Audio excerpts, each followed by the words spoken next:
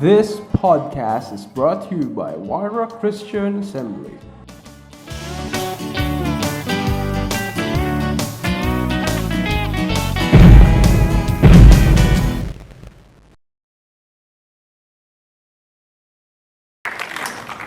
Sino dito kayang gawin niya? Taas ang kamay. Taas ang kamay dito. Okay, gawin niyo ang naliwanag dito. Liwanag po. Sino ba nakasign dyan? Let there be light. Okay, let there be light. Okay, sayang ang gandang lalaki po. Okay? Wow! Hindi ho madali ang pag-uusapan natin ngayong umaga nito is about generosity. That is the last big word na pag-uusapan natin. Actually, marami pang big word na dapat tayong pag-usapan. Siyempre, kaya lang, hindi natin makatakil ho lahat yan dahil napakarami niyan. Pero pinili lang po natin yung mga bagay o mga salita na alam nating madalas din nating marinig pero hindi natin nahihirapan tayong gawin.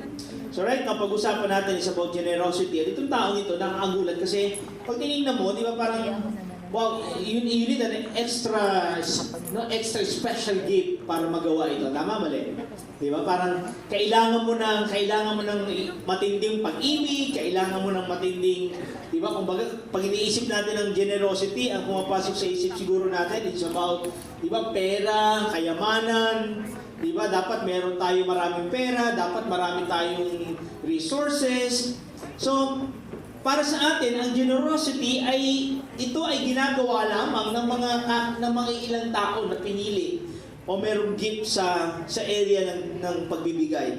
Pag pinag-uusapan ng generosity, lagi nating iniisip, kailangan may pera muna ako bago ko magawa yan. Tama ba yun? Dapat ba kailangan mayaman ka na para bago ka maging generous? Sasabihin siguro ng iba. Siyempre naman, kasi paano ka makakapagbigay kung wala ka namang sobra? Tama, mali? Di ba? Para kasi pag sinabi natin generosity, so kailangan magbigay ka. At ang pwede mo lang ibigay ay yung sobra mo. Eh kaya lang, problema sa Pinoy, laging walang sobra, laging kulang. Tama?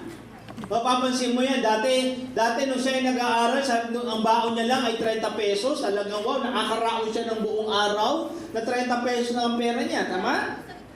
Nung nagtrabaho na siya, magugulat ka, nung nagtatrabaho na siya, at minimum wager na siya, at nakaka-15 mil na sa isang buwan, pag tinignan mo at binudget mo yung pera niya, okay, tinignan mo, kasi tinanong mo siya, o kumusta na? Siguro naman, ang dami mo ng ipon ngayon, ay, nakukulang pa rin. Diba? Bakit? Kasi parang ang dami pa rin niyang gastos. Kaya sabi ko sa iba, pagka nagrereklamo na, pagka wala ng pera, dahil pag nagtatrabaho, dami rin mabayaran, alam mo, gawin mo ganito, huwag ka na lang magtrabaho, mag-aral ka na lang ulit. Kasi yung 30 pesos sa pera mo, nakakasurvive ka. Ngayon, at least ang baon mo sa loob ng isang araw, ang minimum mo ay 420, but kulang pa rin. So ang tanong, kailan ka sobra? Kailan ka magkakaroon ng sobra para makatulong at makapagbigay sa ibang tao o lalo na sa gawain ng Panginoon? Di ba? Pero kung minsan ang tingin natin, lalo na nakakagulat itong taong ito, hindi naman ho Kristiyano. Di ba? Minsan feeling natin, pag sinabi generosity, naku, kailangan yan ay yan ay mga totoong Kristiyano na binigay na ang buong buhay kay Kristo. Nandiyan ba kayo? Di ba? So feeling natin, parang ang generosity ay ginagawa lang ng mga taong na-elevate na ho sa kalagayan na kung saan ay siya'y kamukha na ho ng Diyos. Di ba? Pakitingnan mo ay katabi mo mukhang, kamukha na ba? Di ba? Kuya, malaki na. Di ba? Well, hindi ho ganun mga kapatid. Nakakalungkot to, minsan pati mismo pa mga Kristiyano ang, di ba? Minsan hindi makitaan ng ganitong klase ng character o ng values. Pero isang pastor na nag-apply ng pagpapastor o magpastor sa isang simbahan. At natanggap naman siya. At nung linggo na siya po ay ipapakilala na doon sa church niya para pastoran niya, ang ginawa po niya, siya po ay nagbihis ng parang pulubi. Okay? So, Eh, ang problema, hindi pa siya kilala ng buong congregation. Eh, kasi yung congregation siguro nasa mga 800 ng miyembro. So ginawa niya, nagdamit siya ng pangmahirap, nagdamit siya ng parang talagang, no, hindi siya nag-shave, tapos yung itsura niya, yung damit niya, yung sapatos niya, talagang sirang-sirang ganyan. Talagang, tapos hindi pa siya naligo, medyo talagang, di ba, talagang dinungisan niya yung kanyang sarili. So ginawa niya, pagpasok niya nung Sunday service, nung linggo nung magsa-service sila, pumasok siya. At nung pagpasok niya, nakita niya yung mga tao, nakatalagang tinitingnan siya mula ulo hanggang talampakan.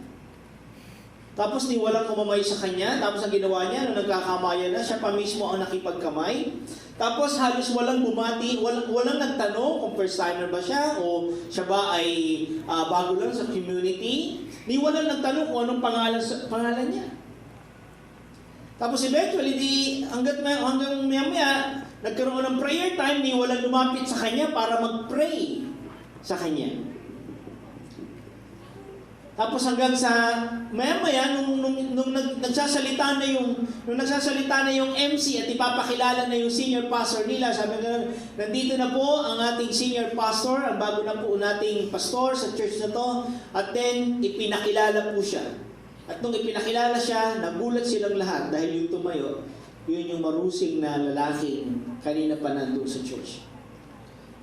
At pagtayo niya pong gayon, kinote niya po yung isang verse sa Bible na sinabi ng Panginoong Hesus, na sabi niya ganon, nung ako ay nagugutom, hindi niyo ako binigyan ng pagkain. Nung ako ay nauuhaw, hindi niyo ako binigyan ng tubig. Nung ako ay nakulong, walang bumisita sa akin. Sabi niya gano'n, nakakalungkot pong isipin na mismong ang simbahang paho ng Panginoon ang hindi makitaan ng ugali ho ng Diyos. Nandiyan pa ho ba kayo? Hello? Parang malungkot kayo ngayong umaga. Buhay ba kayo, mga kapatid? Diba? So, generosity. Ano bang ibig sabihin ng generosity? Siguro, basahin muna natin yung 2 Corinthians chapter 9, verse 6 to 11. Tingnan natin mabuti ito, okay? 2 Corinthians chapter 6, verse 9. Ang generosity po ay biblical. At talaga pong madalas natin makikita, actually all throughout the Bible, makikita natin yung character or yung values o yung generosity. Not necessarily word by word, pero makikita natin na talagang all throughout, pinipicture out ng Biblia yung character ng pagiging generous. Okay? Sa 2 Corinthians chapter 9, verse 6 to 11, verse 6, umpisa natin, remember this, whoever sows sparingly will also reap sparingly. And whoever sowed generously will also reap generously. Each man should give what he has decided in his heart to give, not reluctantly or under compulsion, for God loves a cheerful giver. And God is able to make all grace abound to you, so that in all things, at all times, having all that you need, you will abound in every good work. As it is written, He has scattered abroad His gifts to the poor, His righteousness endures forever. Now He who supplies seed to the sower and bread for food will also supply and increase your store of seed, and will enlarge the harvest of your righteousness. And you will be made rich in every way, so that you can be generous on every occasion. And through us, your generosity will result in thanksgiving to God. Okay, pag sinabing generosity, ano bang ibig sabihin? Mamaya isa-isa natin yung verses na yan. Pero tingnan muna natin yung word o yung definition ng generous. Okay? So, ang generous now is characterized by a noble or forbearing spirit. Magnanimous or kindly. Okay? So ito raw ay pagpapakita ng isang dakilang layunin o dakilang ugali. Okay? O ano bang Tagalog ng character? Dakilang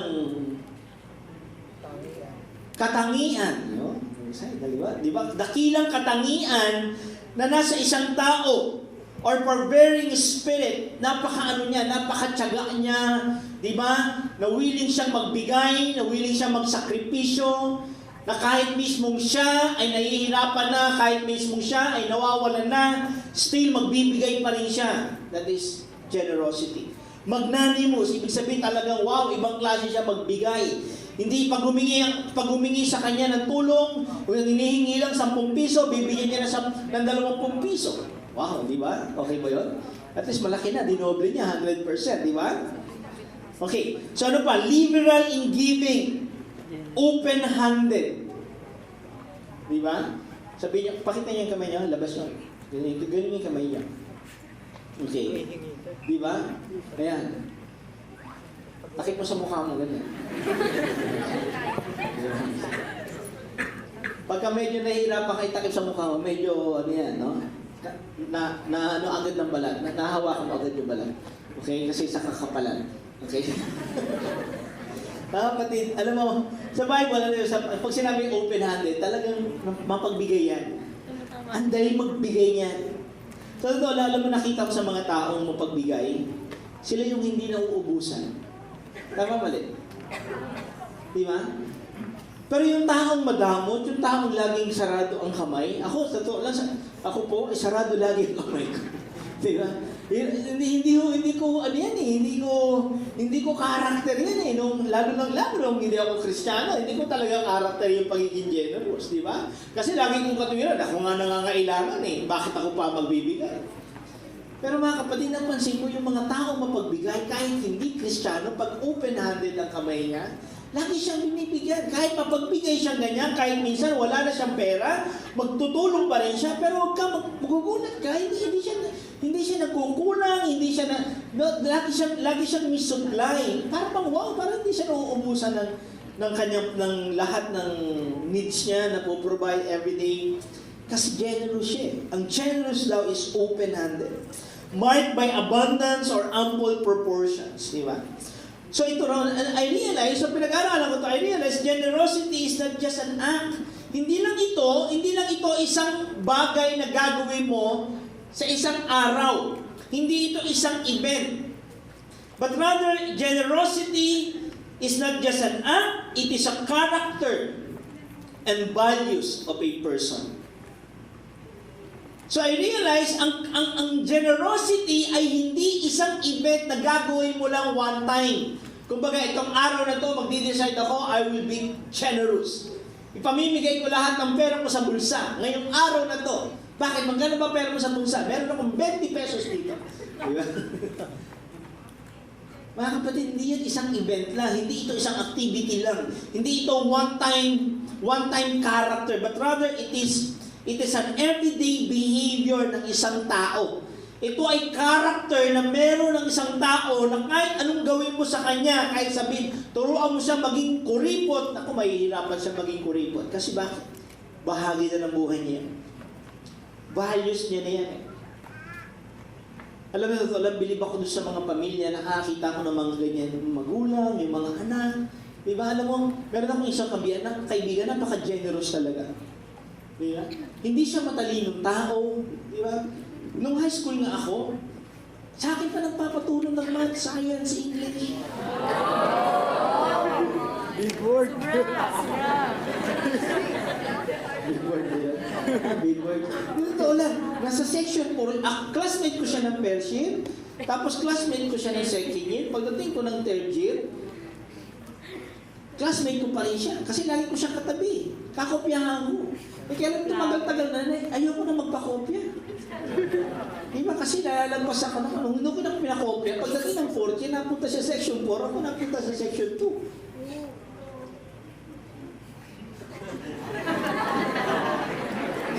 Parang ayaw yung maniwala. Hindi, totoo mga kapatid. And then, third year pala ako, napunta ako ng section 2. Siya po, na-stay sa section 4. Okay, matalino siyang tao.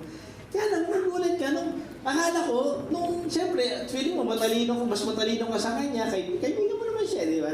So, nung kaibigan mo siya, kaya lang tumagal-tagal na nakita ko, hindi nga siya matalino academically, pero wow, blessed na blessed ang buhay niya. Actually, naisama ko siya sa church natin, nag-uumpisa ang Waira. Nagulat ako sa kanya dahil talagang binibless siya ng Panginoon. Meron siyang bakery, meron siyang water filling station, nakabili ng bahay, nakabili na ng kotse, sabi ko, pero pag inutangan ko yun, talaga nagpapautang. Hindi ko lang pinapayaran eh. Kasi ang bait eh. Kasi pag sinabi Ay, pare, pasensya na, wala pa akong mambahin. Ano yun? Kailan ka umutang? Hindi niya na maalala. Hindi ko na pinapaalala.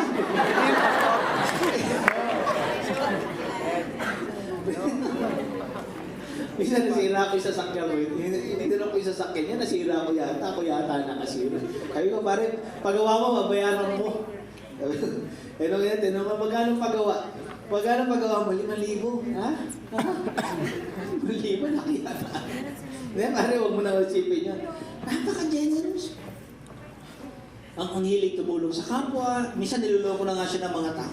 Pero alam mo, nagugulat ako, pinipilas siya ni Lord. Alam niyo ba kayo? Kasi character yun eh. Ang tanong lang, tayo bang mga Kristiyano, dapat ba lahat tayo generous? Hello? Dapat pa pag ikaw ay Christian, dapat lahat tayo generous?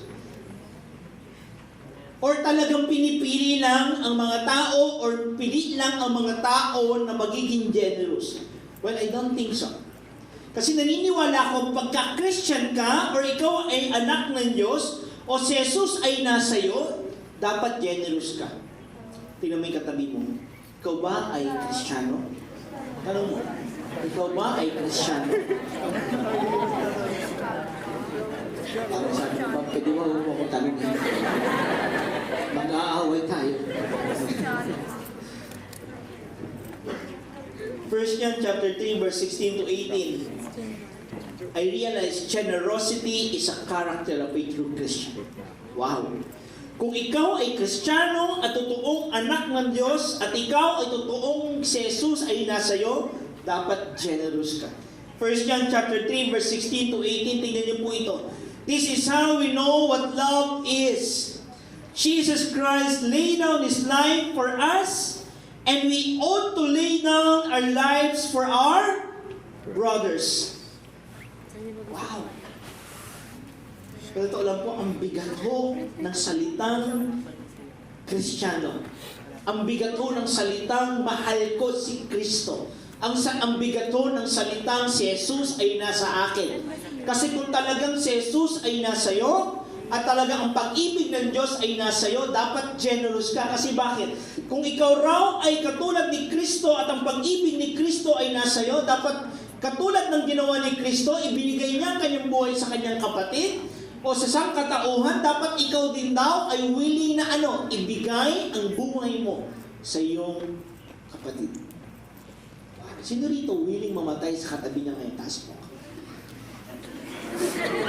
Sa susunod, huwag nyo nang tatabihan yung katabi. Pumili mo kayo na tatabihan ninyo.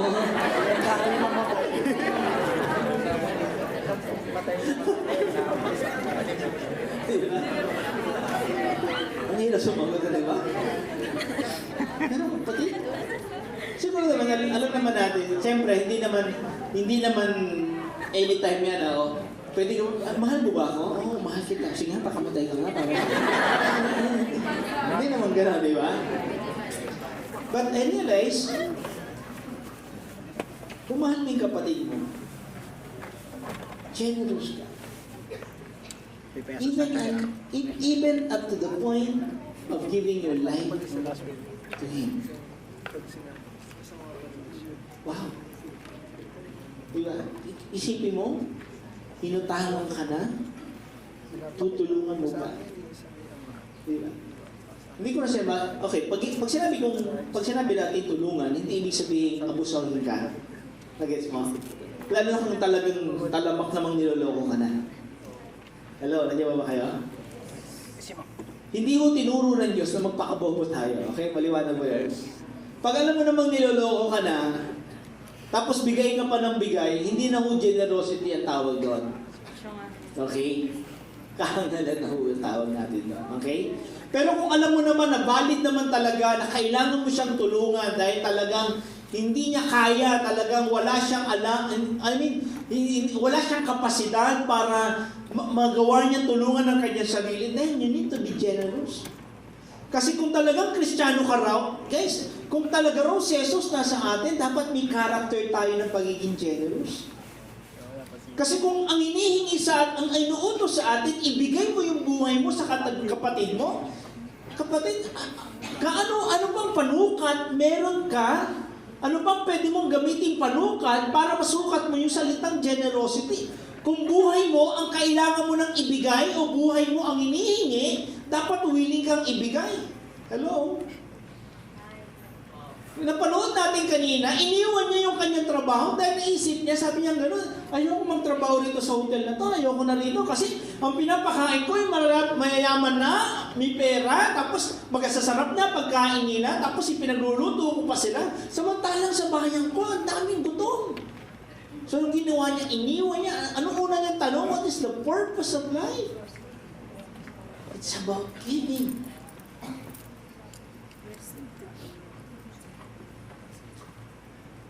Siguro pag tinanong natin ang ating sarili, Lord, paano ba magmahal ng kapwa? Simple lang. I want you to give all. Amen?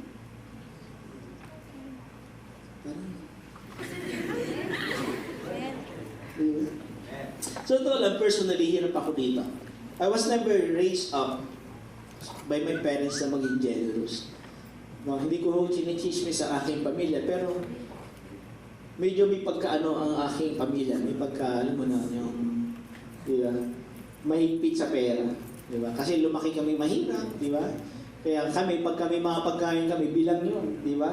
Pag kami bisita, halos ayaw ng pao, umuwi ka na, kakain na kami. Di ba? Kasi bilang ang kami dati pag kumain kami ganyan, bago pa magluto, bilang na yun, nakabilang na yun ha. Yung 1/4 na baboy, hahatiin na yun. O ilan tayo kakain? O 5 tayo. Bibilang na yun, tig-3 gayat. Hindi ka pwede sumobra. Pag sumobra ka, naku, parusahan ka. So bilang yung pagkain namin, kaya pag may dumating bisita at kakain na, naku po, nagkakagulo na kami, paano ba to? So pinapauwi na, uwi ka na, kakain na kami. Hindi naman ganun direkta. Pero hindi kami halos kakain hanggang nandiyan yun.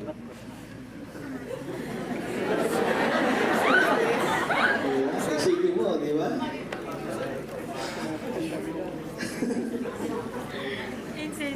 Hindi ko madali maging generous.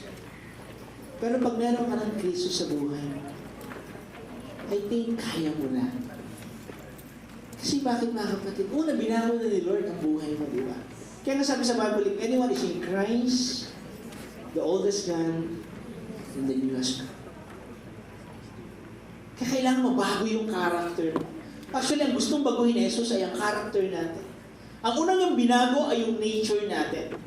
Inalis niya yung sinful nature natin, inalis niya yung pagiging greedy natin, inalis niya yung pagiging self-centered natin, at inilagay, kaya sabi nung tinanggap natin si Jesus, Lord, come into my heart, come into my life, and Lord, change me. Baguhin mo ako. Kaya nung tinanggap mo si Kristo, umupo siya sa trono ng puso mo. Bakit? Kasi gusto niya mag-ari, gusto niya baguhin kung sino ka. Or kung ano, meron kang ugali, kailangan mabago yun at makuha mo ang ugali ni Kristo. Kaya nung tinanggap mo, Holy Spirit, anong unang niyang binigay? Anong unang bunga ng Espiritu? Love. Kasi totoo lang, it is a challenge for us. Isa ho malaking challenge po sa atin ang maging generous. Hindi ko sinasabi nagawa ko na yan, but minsan nga yung sukli-sugit, talagang nagagalit ako pag hindi ako sinusukli. Dati yung paglimidiwan, ang pamasahe, 475. I mean, 475. Siguro nabutan niya naman siguro yun, kasi edad ko lang kayo halos na ba? Di ba? 475. Di ba? Dati pagka nagbayad ako ng 5 piso, hinihintay ko yung 25 centavos sa sukli ko. Pag hindi ibinigay sa akin yun, inaaway ko yung driver sa sukli ko, kanina pa yun ah!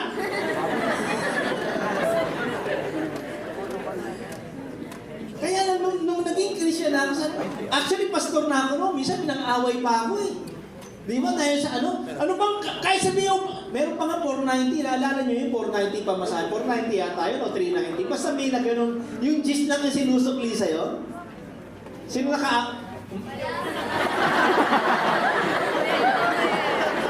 Nyari pa kayo. Mga nanay niya, samahan nyo ako. Di ba meron ganon? Yung gis? Di ba yung gis ang susok? Minsan nag-away akong ganyan, dahil hindi binalik yung gis ko. Hindi binalik, sabi ko, Manong, sukli ko po. Bawa pa na ako, kanina pa. Pambihira ka naman, kung makahingi ka ng sukli mo, parang ang laki-laki ng pera mo, ito na gis mo. Galit pa sa akin. Bakit mo alam, kung walang gis, akala mo ba makakasakay ako sa'yo? Kasi hindi mo naman tatanggapin pag kulang na gis, di ba? Di ba? Nakakaway kami ganyan. Kaya na tuwing bababa ako ng ganyan, sabi ko naalala ko, Lord, bakit ako nang-away? Kasi high blood ako, alam mo ba? Medyo medyo mainit ang ulo ko sa mga ganyan. Dati kasi laki kong katwiran, ano yun, pandaraya yan, panluloko yan, pag hindi nagsusukli. Kaya nung minsan talaga nang-away ako, talagang minsan nang-away ako ngayon. Pag hindi, galit na galit talaga ako. Kaya nang pagbaba ako ganyan, kinangusap ako nila. Sabi nila sa akin, Lord, anak, ano ba naman yung piso? Piso na nang-away ako. Anak, piso na hindi mo kayang ibigay. Isipin mo maghapong nagdadrive yung driver na yan. Maaaring nagagawa niya manloko o kaya hindi magsukli. Siguro dahil sa pangangailangan, ano pa naman yung piso pinagbigyan mo na? Ikaw nga, ang dami mong kasalanan, pinagbigyan kita eh. Oh. Alam mo kaya mula pag kami mga ganyan, yung pag sinabi ko, sukli, Manong sukli ko po, pagka nakilimutan na, malapit na, hindi ko na kukunin yun. Kaya ang ginagawa ko, pag sumakay ako, dapat kung sakay ko kasay. Hindi ko, wala akong bari, ano ba yan? Paano ba yan? Pipilitan niya tama, magbigay ng piso ngayon. Hindi, kahit sa taxi, mga kapatid, sa taxi. Minsan kahit yung mga 375, di ba? Mga 350, mga spring gano'n, di ba? Minsan, kinukuha ko pa yun. Pero ngayon, mga kapatid, hindi. Ito na mga pero ayoko nung ayoko nung taxi driver na, Manong, ano na lang po, 200 na lang po. Doon, nagagalit ako. Alam mo, wala namang problema na dagdagan ko yung metro, yung bayad ko sa'yo. Pero huwag kang humingi ng ganyan. Kasi niloloko mo na ako kasi una, lapit-lapit ng pupuntahan ko, dadagdagan mo 100. Sana nangingi ka na lang. Pagbibigyan pa kita eh. Pero dahil sa ginagawa mo, niloloko, doon nagagalit ako sa'yo. Pero this time, mga kapatid, ano pa naman yung, di ba? Kasi we are children of God. Ang character ho natin ay iba na ho sa character natin noon. Ang inilagay na character sa iyo ni Jesus ay yung character niya. At ang unang character na gustong-gusto niyang ipalabas ho natin, ipakita natin sa tao, ay ang pag-ibig. At ang tunay daw na pag-ibig ay willing tayong ibigay ng ating buhay sa ating kapatid. Yes, by nature we are greedy. By nature we are self-centered. Pero mga kapatid, I want you to realize, di ba? Kung si Jesus ay nasa iyo na, dapat generous ka. Ang hirap mong intindihin, di ba? Parang ang hirap kasi intindihin. Sinasabi mo na si Jesus ay nasa puso mo na, pero hindi ka generous. Kasi parang Lord, you are in my heart and your love is in my heart. Pero pag nagbibigay ka na ng pag-ibig sa kapwa mo at nagbibigay ka na ng tulong, lalo na sa church, parang hirap na hirap ka, parang may conflict, parang merong hindi. Di ba? Parang merong hindi nagko-connect. Si Jesus nasa iyo, tapos ang damot mo. Si Jesus nasa iyo na, at ang sabi ng Panginoon, you have the love of God in your heart, overflowing in your heart. Tapos pagdating sa tithes and offering lang, hirap na hirap ka. Parang hindi natin ang hirap ma-connect. Nasaan ang connection? Parang, paano mo nasabi? Nandiyan ba kayo? Salamat po sa reaction. Okay? Pangalawa, generosity. Paano ba magiging generous ang isang tao? Number one, I realize pag ikaw ay generous, dapat meron kang big heart. Sabihin niyo, big heart. Generosity is having a big heart. Dapat malaki ang puso mo. No? Hindi ho enlargement of the heart. Okay? Iba ho yung enlargement of the heart. Okay? Pag sinabi natin generosity requires a big heart, or generosity is having a big heart, ang sinasabi ho natin, because the love of God filled our heart with His love. Kaya ang laki ho ng puso. Pag sinabi, di ba, pag sa atin, pag sinabi natin, alam mo, ang taba ng puso niya. Puro cholesterol. Di ba? Di ba pala yan, di ba? Pero pag sinabi natin, actually, pag sinabi natin, ang tama ng puso niya, ibig sabihin, napakadaling lapitan, napakadaling, di ba? Napaka mapagbigay. Why? Kasi 2 Corinthians, okay, basahin natin. 2 Corinthians chapter 9, verse 6 to 7.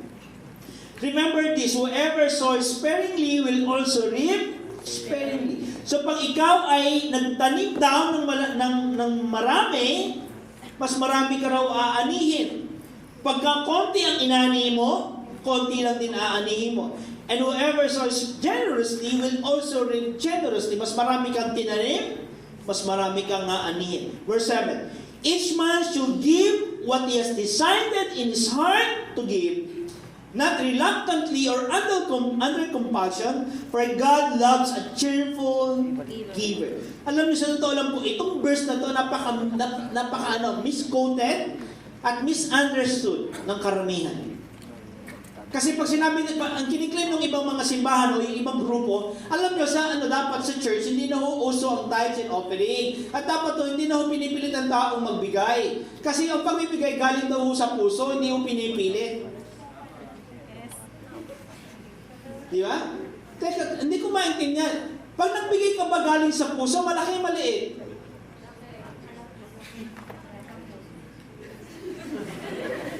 Tanong, pag mahal mo ang isang tao, nagbigay ka galing sa puso, alam mo, galing to sa puso ko sa'yo. Itong binibigay ko, galing sa puso sa'yo. Ang binigay piso, maniniwala ka? Tanong, maniniwala ka? Kalokohan mo. Amen? Halimbawa, sabi mo sa atin, nililigawan mo, alam mo, mahal na mahal kita. And I'm willing to give everything in my life. At ito, binili ko ay para sa iyo. Galing ito sa puso. Card. Ang malupit pa, yung card na binigay sa iyo, yung pirasong card lang na gano'n, yung pinapatong lang na from, tsaka to.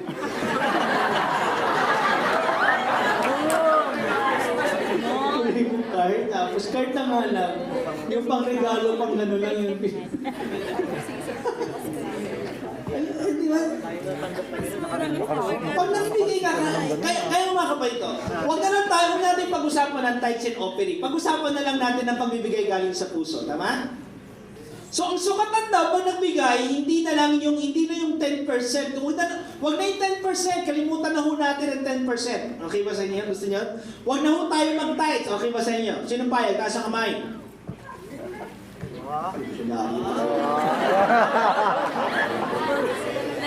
Usapan na lang, ganito na lang. Ang sukatan na lang ho natin, puso natin, o ang puso natin, o ang pag-ibig natin sa Diyos. Sino lang ang pasukatan natin? Okay ba sa inyo? Okay? So, bawat bigay mo, susukatin ko. Okay. Magkano binigay mo? Ha? Magkano? Wala pa. Magbibigay ka ngayon, galing sa puso. Magkano? Nagbigay ka 100. Wow, malaki yan, 100. Patingin nga na pitaka mo. Wow, may 500 ka. Bakit 100 lang binigay mo? Eh, kuya, yan lang ang pag-ibig ko sa Diyos eh. Hello? Pag nagbigay ka galing sa puso, maniwala ka, kulang ang 10%. Oh, tama. Hello? Kasi totoo lang, ang bait mo ng Diyos, ang bait mo ng Diyos, bakit? Kasi 10% pa lang muna ang hinihingi niya sa'yo. Kasi kung hihingi niya sa'yo, yung pag-ibig, halimbawa ako ang Diyos, anak, gusto ko maging generous ka sa akin. Patunayan mo sa akin, mahal mo ako. Give your best to me. Kapatid, kahit kidney, kulang pa.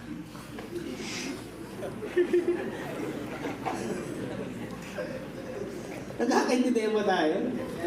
Kasi malamang pag sinabi ni Lord sa'yo, anak, patunayan mo akong mahal mo ako, I want you to go, leave your family, leave your work, I want you to serve me. Kaya mo? Maaaring aangal ka, Lord, hindi ko kaya. Kapatid, kaya nga sa totoo lang, generosity is a big word because ang sukatan ho niyan ay pag-ibig natin sa Diyos. The more, tandaan niyo laging vertical yan. Pag mahal mo ang Diyos, dapat willing kang magbigay sa iyong kapwa. Willing kang magbigay sa simbahan. Willing kang magbigay sa mga tao na nangangailangan. Kasi ang katibayan ng pag-ibig mo sa Diyos ay sa pamagitan ng pagbibigay mo sa iyong kapwa. Lalo sa Kanya simbahan.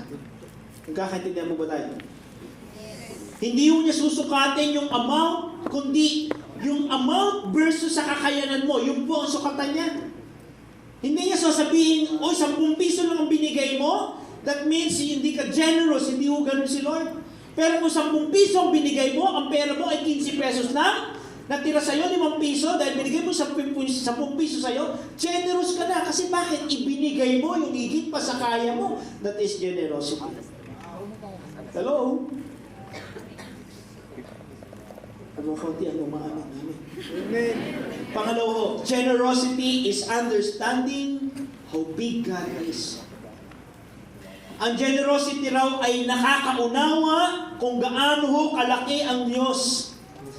2 Corinthians chapter 9 verse 8, and God is able to make all grace abound to you. Alam niyo ba pag sinabing grace, sabihin niyo ang grace. Grace. Alam niyo ba pag sinabing grace, ang ibig kong sabihin ng grace is always the undeserved favor of God. Undeserved favor. Ibig sabihin, no, hindi ka pwede, hindi ka karapat-dapat, pero bibigyan ka pa rin. Tama? At hindi lang yon, kundi the enabling power of God. Pag sinabing grace, ito ay magbibigay sa iyo ng kalakasan para magawa mo ang isang bagay. At ano sabi niyan? Pag nagbigay ka raw at naging generous ka raw, and God is able to all grace abound to you, so that in all things, at all times, having all that you need, wow, bilhin mo, lahat na lang all. Di ba? All things, all times, all that you need, you will abound in every good work. Kapatid, alam mo, God will bless you. Sino dito gustong i-bless ng Panginoon? Ibibless ka raw ng Panginoon pag generous ka, kasi bakit daw? Lalo mo pa raw mapapalawak ang kabutihan ng Diyos at mapapalawak ang gawain ng Panginoon. Pansinin mo, bakit ang mga mayayaman influential? Bakit ang mayayaman pag nagsalita sila, pinakikinggan sila ng maraming tao? Bakit pag mayaman, sikat? Pag mayaman, di ba, talagang pinupuntahan ng tao. Bakit ang mga Kristiyano, pag nakita nila ang church nila, napakaganda at talagang wow, classic, napaka-cozy, napakaganda ng venue, parang pag pumasok ka, talagang elite ka. Kasi bakit? Iba kasi ang dating eh. At ang dami nila natutulungan. Nakakatayo sila ng foundation, nakakatulong sila sa mga mahihirap, nakakapag-provide sila sa mga ng scholarship. Kasi bakit? May pera mo sila. At gusto ho ng Diyos na ganun din ho tayo. Nandiyan po ba kayo?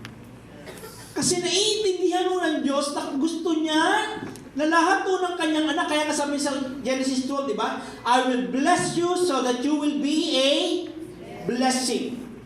Kapatid, no, dito ho sa church, hindi ho tayo mayaman, pero 10% ho ng ating collection ay itinatabi ho natin. At meron ho tayong programa na tawag natin ay Kabayan Ko, Kaagapay Ko.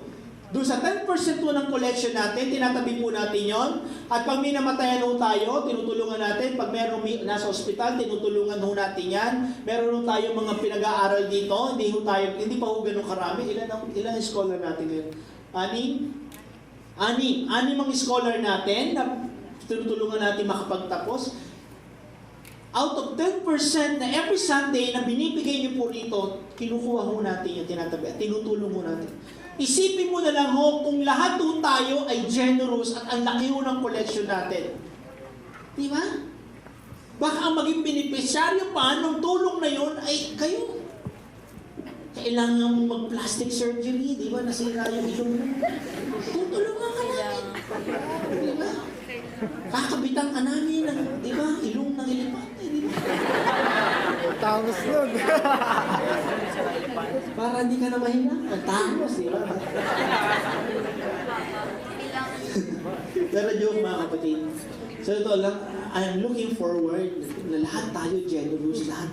Alam mo yung pag, hindi na natin issue ang pera, di ba? Kasi bakit? Lahat tayo willing magbigay.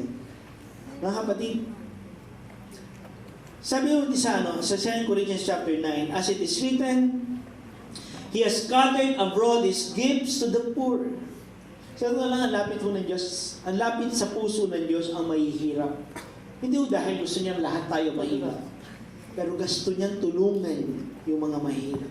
His righteousness endures forever. Now He who supplies seed to the sower and bread for food will also supply and increase your store of seed and will enlarge the harvest of your righteousness.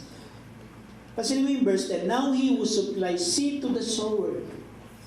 Pag tayo raw ay nagpo-provide ng pambili ng bini sa nagtatanim, sino ang tinutukoy ng Diyos dito? Workers. Mga workers, mga leaders, yung mga mission work po natin, I want you to bless them kasi pagka nangangailangan sila, lalo silang nagiging masipag pag may, sa totoo lang po mga kapatid, minsan nagiging burden ho ng mga workers natin yung pera. Hindi ko naman sinasabing lagi. Pero pag ang pastor problemado, hindi lang ho pastor, kasi may mga campus missionary tayo dito, may mga workers tayo, may mga full-timers tayo dito.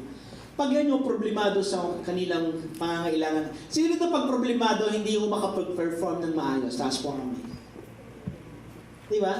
Hindi po nagtatrabaho ka, paralisado ka, kasi nag-iisip ka kung paano kayo kakain, anong mangyayari pag naputulang kayo ng ilaw, di ba? Tapos alam nyo, nakita nyo naman siguro dito sa church natin, naging kultural na ho rito, pag cell leader ka, or kaya ikaw po ay campus missionary, napakaano mo rin, di ba? Tinutulungan mo, pinapakain mo yung mga cell group, di ba? Minsan nga, sabi ko, parang kailangan natin baguhin yung kultura na yun. May umaamal. Di ba?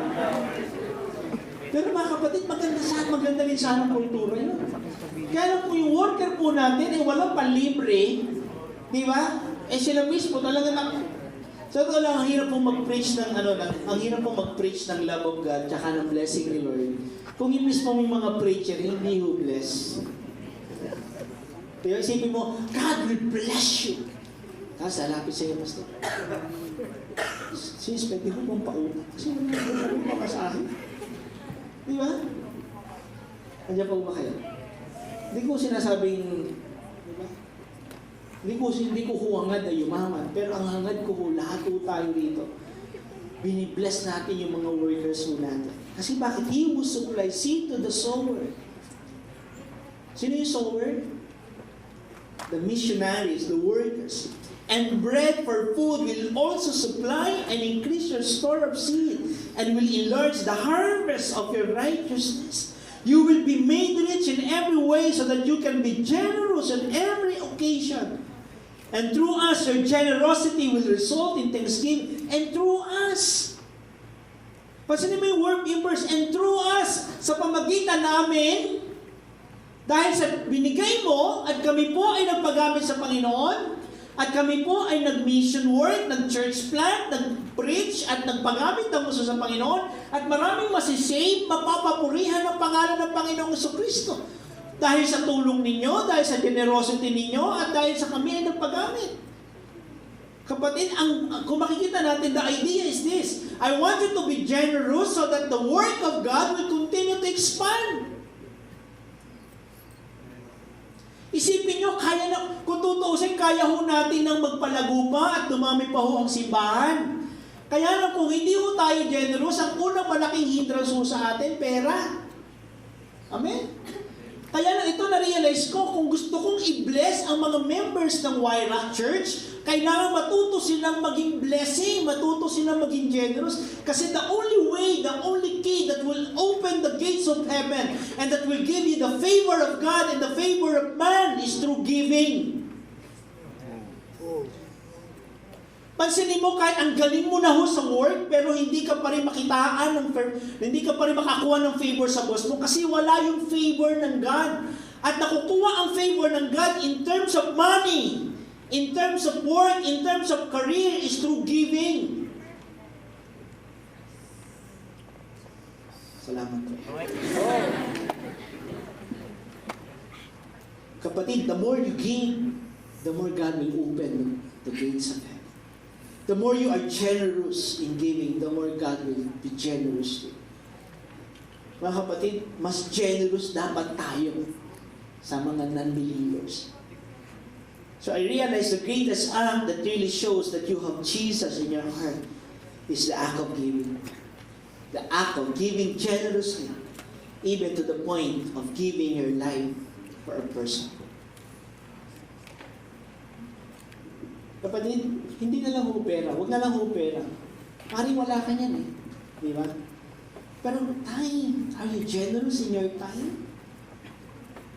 Are you generous in giving your talents kung wala ka talagang pera? But pag sinabing generosity is giving what you have.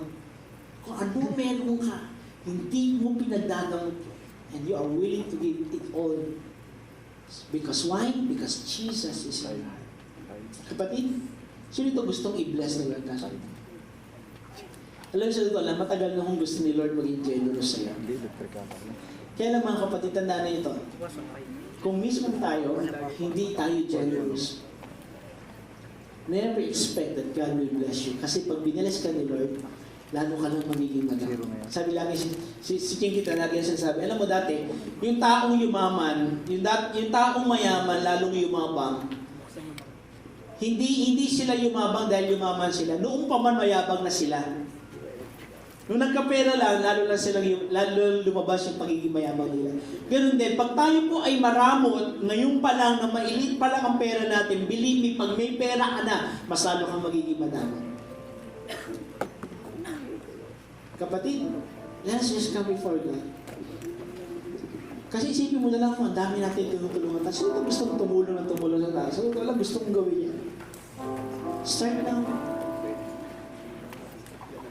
So ito lang, dati na ako nagbibigay ng mga, hindi ko sinasabi ito para may pag-iyaman, pero so ito, inaamin ko rin sa inyo na, ay minsan madamot ko. Talagang madalas madamot ko. But I try, Lord, because I want to express the love of God. The more I practice the generosity, the more God will give me this kind of values and character.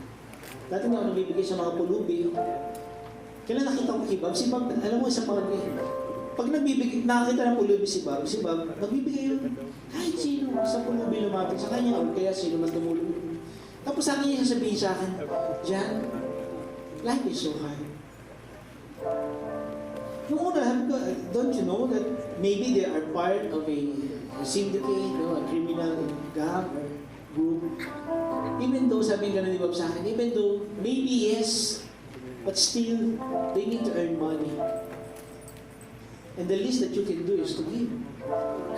Kasi wala ano sa Lord. I need to give. Kaya minsan di ko na nang iniisip kung gagamitin ba nilang paninigarilyo. Kapo may lumapit sa aking bata. Kuya, may pera ka ba? Ikaw ba? Kasi tingnan mo, ikaw pera ka? Ba't mo ko tinatanong na may pera? Yung tsinelas mo nga, mas maganda pa sa tsinelas ko. Ito to, ang ganda ng tsinelas eh. Parang mga 250 pa yata. Tapos ang damit mo, di ka kuya, kasi wala na kami pangkain na mga kapatid. Pamira. Noong una, sabi ko, umuwi ka nga. Gusto ko ng pamira. Kasi again, na-realize ko, mabuti nga siya humihingi. Hindi nagnanakaw. Pwede magbigay na lang ako. Amen? Kapatid, the point is, hindi yung madali ito. But we need to practice it. Because that is a sign that we are children of God. Thank you to me. Thank you, Jesus.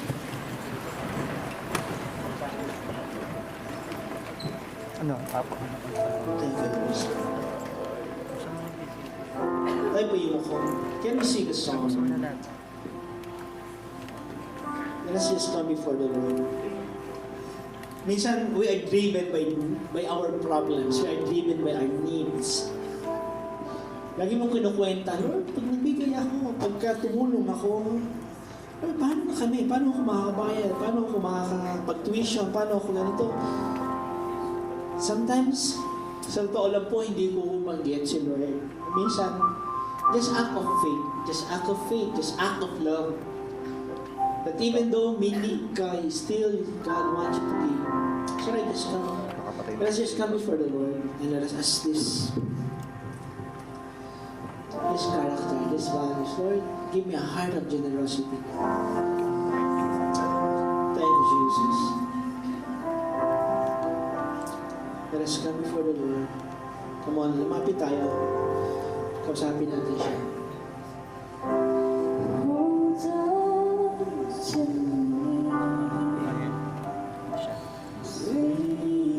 Lord, in the name of Jesus. Lord, alisin mo ang fear sa puso namin. Alisin mo ang takot, Panginoon. Lord, kung nagiging madamot kami, unang-una sa iyo, pangalawa sa aming kapwa, patawad po, Panginoon sa Kristo. Lord, yung tithes na nga lang po namin, nakakalimutan namin na pag nagbibigay kami ng tithes, ng offering, nagagamit ito sa pag-evangelize ng tao. Nagagamit ito para may mga tao ma-win, ma-save. Lord, minsan pinagdadabot pa namin sa iyo. Forgive us, Lord.